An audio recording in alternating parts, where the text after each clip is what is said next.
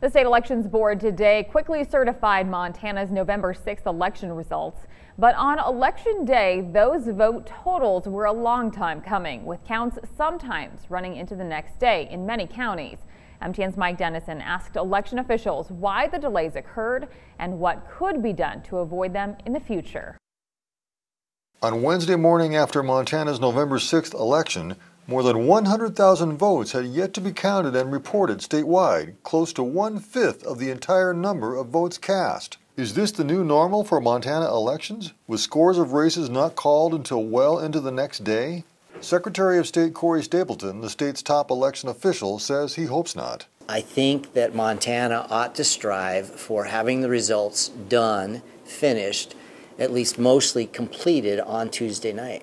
In Montana, elections are run by the counties, which have their own vote counting machines, methods, and schedules. County election officials say many factors cause delays in tabulating votes. Tens of thousands of absentee ballots must be opened, unfolded, and counted in a compressed time period.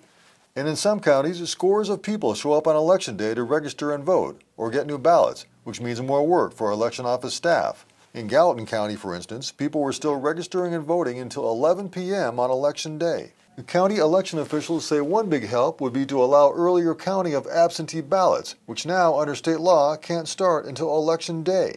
If we could start counting those absentee ballots before Election Day, we would be able to handle jams in the machines, and we would be able to speed up the Election Day process and still not release those results like we're doing now. No early results. I think it would benefit everybody.